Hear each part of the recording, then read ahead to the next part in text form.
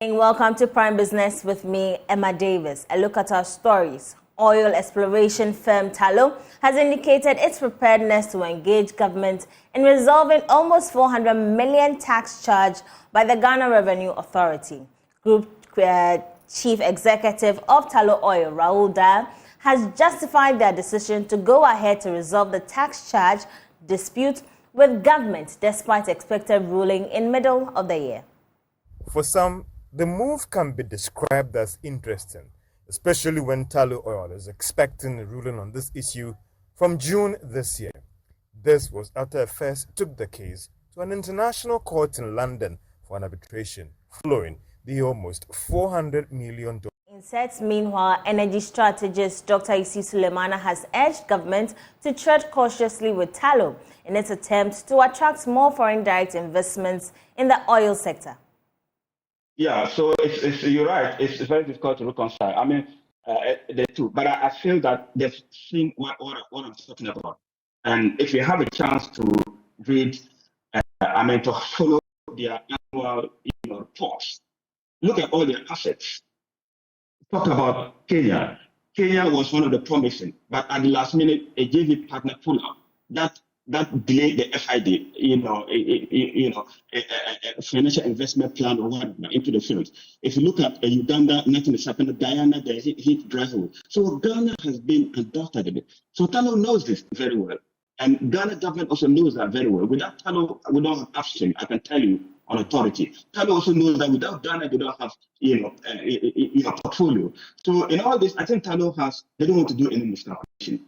So I even think that had it not been the fact that it's just coming to give the ruling, they could have pulled out the case and resolve it locally and resolve it between the partners. So yes, resolving it locally because the stakes are very high is the way to go, undoubtedly. And the two players know that. The whole nation Ghana knows that, and Tullow Ghana also knows that. I want to know this, Mr. Yusuf Sulemana. Now, in our attempts to attract more FDIs into the oil sector, could this development hurt Ghana?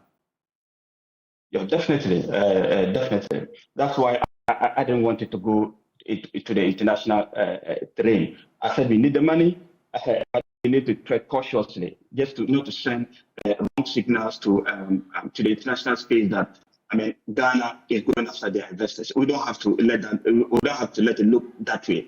And I believe that, like I said, the players know that. So the high time we resolve this amicably between these two players, the better. Other than that, the supposed wrong signals are there. And I'm just telling you that there's strategy in the international space with respect to investment to the world of hydrocarbon. You will need to do a lot more to get people to invest into the portfolio because the stakes are simply too high and it's not bordering well. A recent report by globalpetrolprices.com ranks Ghana as the 10th African country with the most affordable fuel prices in March 2024. On a global scale, Ghana sits as 39th position for the cheapest fuel cost. There is more in this report.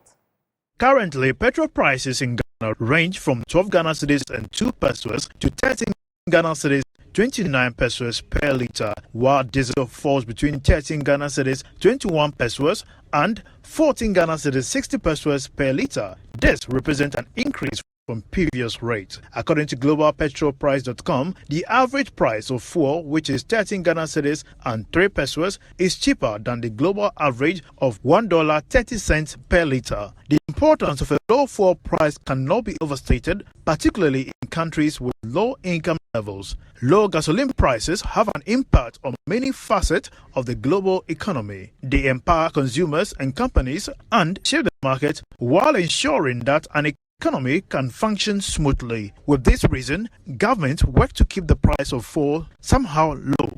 It is explained that Ghana's ranking as the 10th cheaper fuel provider in Africa offers a double-edged sword, stressing that while consumers and some businesses benefit, the petroleum sector might face challenges. By adopting strategic approaches to efficiency, tax diversification, and infrastructure development, Ghana can mitigate potential downsides and leverage this ranking to create a win-win situation for all stakeholders. Away from the energy sector, the Ghana cedi regained some stability against the US dollar last week, preserving its year-to-date loss to about 6.35%, following the approval of the $300 million facility from the World Bank by Parliament last Friday, market watchers and analysts are projecting stability for the local unit in the near term. Here's more. After a difficult period in the past 2 weeks, the cedi regained its footing as it firmed against the major trading currencies. Although corporate demand exerted some pressure on the local currency, the Bank of Ghana's marginal $17 million market intervention helped hold the cedi steady. As a result, it advanced by 0.93% and 1.43% week on week versus the pound and the euro, but remained unchanged against the dollar at a mid-rate of 13 cedis to $1 on the retail market. Looking ahead, perceive some stability for the local unit in the short term. This is because of the $300 million World Bank facility, which is intended to facilitate the restoration of fiscal stability, promote financial sector stability, stimulate private sector development, among others. Its imminent disbursement is expected to improve liquidity and strengthen the intervention capacity of the central bank. Senior partner of AB and David Africa, David Ofosu-Dorte, has urged Ghanaian businesses to push for effective policies which will enhance their operations. He spoke to Joy Business on the sidelines of Standard Chartered Bank's Future of Trade report on the African Continental Free Trade Area in Accra. Main policies just don't happen. They are lobbied for. And I was encouraging the Ghanaian business community to come together for their own strategic interest to lobby for specific policies instead of waiting to hear those policies in the budget. I'm aware of how the policy process making takes place, and I see, and this is something I've said over and over, I see businesses more waiting to receive policies than pushing for specific policies, and I think we should do much better at the business sector. The banks are doing well in the midst of all the challenges that we have, the DDEP, etc., but if we are talking about after and we are talking about an integrating continent, it may be helpful if banks beginning to also fashion, let me call it, after specific facilities. So it's not a question of, yes, I will help you with export, but I'll help you with export with specific sector. If you meet X, Y, Z, that then guides businesses in terms of preparing themselves to be able to meet the requirements of the facility that the banks will be rolling out. And banks can do this alongside DFIs and even governments in this regard. Some farmers cultivating staple crops at Kintampo in the Bono East region say the extensive manual labor and use of rudimentary tools in farming limits the skill and quality of their yields. They are compelled to stick to the slow and inefficient approaches of farming, which are difficult to sustain. In addressing these challenges, Oyster Agribusiness has supplied some farming equipment to over 14 smallholder farmers in Kintampo to evolve their farming methods and improve their livelihoods. Here's more. The Kintampo municipality gives rise to many farming communities with small-scale farmers, forest keepers and fishers who manage reasonable hectares of farmland. Farmers around these areas use simple tools and typical manual labor to manage their farms. Nana Asao Kabato Dramani, who grows sorghum, says farming in the dry season is difficult with simple farm tools and limits the scale of his produce. The working needs the pulley tank to the farm because if you start the work, you need the water do ready for the farm. If you don't get the water smart and for the farm, then the farm will spoil. And then the time you are taking the seeds, you need the tapoli, because of the rain. Because of the rain don't go spoil that sorghum. We need the tapoli every farmer for this sorghum. Nana Asa was awarded a tricycle by Oyster Agribusiness along with 13 other small-scale growers who received farming equipment to assist their farming. Oyster Agribusiness, operating in the Bono East region as well as the 5 northern regions under its Oyster Agribusiness Smallholders Farmers Award Scheme, awarded these farmers with knapsack sprayers, motorcycles, organic fertilizers, tricycles and improved seeds. Over 3,000 farmers have been assisted in the Bono East region since 2018. The award scheme aims to promote sustainable agriculture, improve access to modern equipment, and address social food security, rural development, and sustainable livelihoods. Daniel Kupol, who represented the Chief Executive Officer of Oyster Agribusiness, indicated the focus is to help farmers access and fulfill market demands. Government cannot do it all. So we came in 2018 to help government's effort and also improve the lives of farmers. Yes. So we, as a company, we have realized that agriculture is the backbone of the economy. However, to some reasons, sometimes it has been neglected. So most of the youth do not feel like going to agriculture. So we ventured into Agri to improve the lives of our farmers, and then, subsequently also help in the improvement in the economy. From last year, we realized that we have a lot of farmers. We've gone far, we have covered a lot of places. However, we've not honored our farmers. So we took this year as a year for us to honor some hardworking farmers that we work with. Municipal Chief Executive for Kintampo North, Isaac Ameyaubafo, commended the company for complementing government efforts to address farm challenges. Agriculture remains the backbone for Ghana food security. We are also aware of that's Oyster Agri business, approaching to tackle these key challenges for facing agriculture sector, including attracting youth to agriculture, which form the back of our population. We once again commend you for complementing government efforts in this direction. Reporting for Joy News, Clinton. In a bid to bolster the productivity of rice farmers in the Ketu North municipality of the Volta region, the Weta Rice Farmers Association is advocating the consumption of locally produced rice. During a one-day financial capacity building training for rice farmers in Juje, leaders of the association underscored the importance of patronizing Ghanaian rice over imported varieties. There is more in this report filed by Ivy Setoji. The leaders of the Better Rice Farmers Association emphasized that consuming locally grown rice not only supports the livelihoods of farmers but also contributes to the nation's economic growth by reducing dependency on foreign imports. One of the primary arguments put forth by the association's leaders is the superior quality of Ghanaian rice compared to its imported counterparts. They highlighted that Ghanaian rice is cultivated and harvested consumers in its freshest state.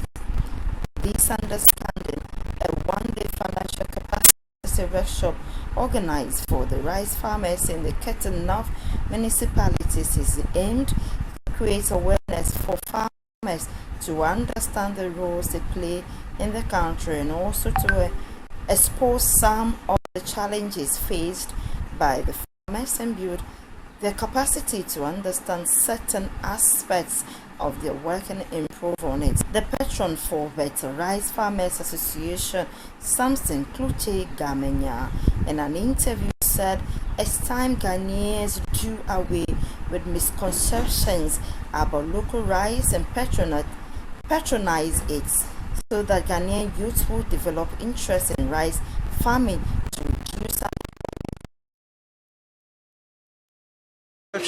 Let's put it this way. There was a misconception about the local rice. People think that the local rice is some wild rice that is produced in unhygienic condition or not properly produced. And so people do not know that the same variety produced in China and other countries, the same variety that our farmers, the perfume rice, the lily rice and all those things, we have the same varieties here. But it's a misconception.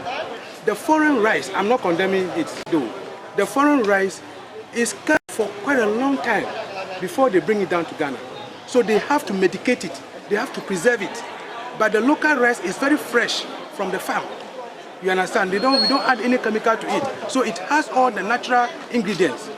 People should patronize the local rice. So we should patronize the local rice so that the young men and women in the country will develop interest in the farming, rice farming as a business. so as to reduce unemployment in the country. Some of the farmers have also been speaking on the issue.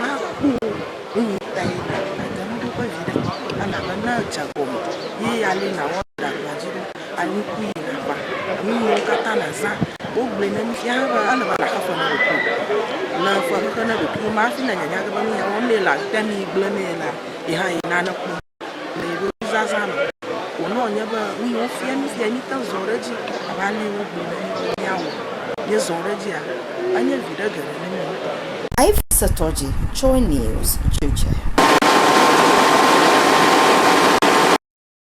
And here in studio, I am Emma Davis. Moving on, international tech company Yango has organized the maiden edition of its Women in Transport conference to empower and inspire women in the transport and ride-hailing business in Ghana as part of activities to mark this year's International Women's Day celebrations. The following report has more. The conference was to appreciate the resilience, innovation, and contribution of women who navigate the roads and continue to shape the future of the transportation industry, whilst equipping them with the right skill set to enable them to succeed in their chosen profession. It assembled some of the finest women achievers in the transport industry to share their journey and success stories as role models in the business to motivate and inspire other existing and upcoming women seeking to enter the digital mobility business. International Call Center Coordinator for Yango Ghana, Ms. Audrey Akpo-Addo, told journalists that the two activities was to inspire inclusion in the transport sector and to give back to society. So today, Yango organized Women in Transportation Conference, where we invited women from different walks of life. We also had our partners, our female partners, our female couriers, and our female drivers coming together in one space, hoping to inspire them to create awareness about the good work they're doing with Yango technology, and also hoping to get more women to come on board as we commemorate International Women's Day 2024. We had lots of surprises and goodies for the drivers, not just to reward them for the good work they're doing, but also to say a little thank you. We had different gifts in terms of fuel vouchers, in terms of Yango branded items, and many more. Yango also cleared the bills of about 20 female patients in the maternity and orthopedic wards of the Kolebu Teaching Hospital. The beneficiaries had been kept at the hospital for several weeks after delivery and treatment due to the inability to pay off their medical bills. It's a fully packed day. This is just the beginning. The Women's Conference was just the start of the day. We also have several other planned activities. From here, we'll be moving to Kolebu Teaching Hospital, where we'll be visiting the orthopedic center. We also want to give back to society in as much as we're a business. So we're going there to release some females who had been on admission but were not able to pay their bills. Yango, as a company, has decided to foot those bills, take care of everything, and help these women to go home to their families. Entry of Tescell into the Ghanaian market will engender innovation in the digital and mobile financial services. This is an assurance from the Chief Executive of Tescell Ghana, Patricia Obunai. According to her, Tescell is committed to invest heavily to be at par or overtake the market leaders in the telecom industry. She spoke at a mega launch of Tescell in Accra following a smooth transition process from Vodafone. Tescell acquired 70% shares from Ghana Telecom after Vodafone announced its intention to exit Ghana's telecom market. The transition process has gone on for about a year to enable all parties, including the government of Ghana and Parliament, to approve the deal for the takeover without any challenges. After a successful transition, Tescell is assuring of some digital innovation and initiatives to promote financial inclusion. Chief Executive of Tescell Ghana, Patricia Obunai, explains. We have announced our brand promise that they are going to see an experience that is very different in our network, in the way we deliver service to our customers, and also importantly the mobile financial services.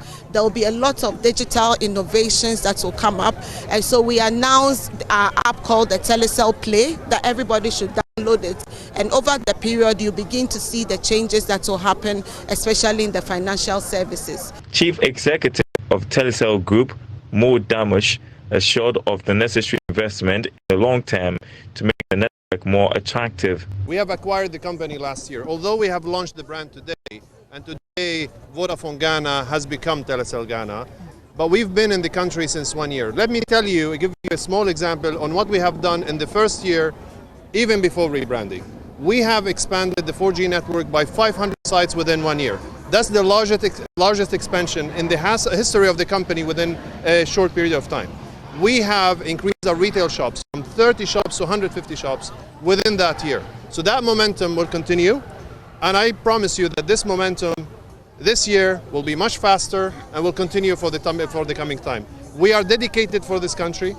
This operation and Ghana operation is our flagship, and it will continue to be, and that's why it will have our dedication, it will have our, and we have a determination to succeed and to make it a strong number 2 or number 1 player in the country. The mega launch is part of the ultimate phase in the evolution of the telecommunication network. On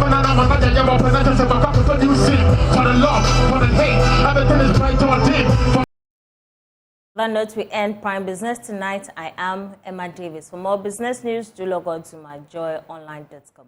I leave you with international business.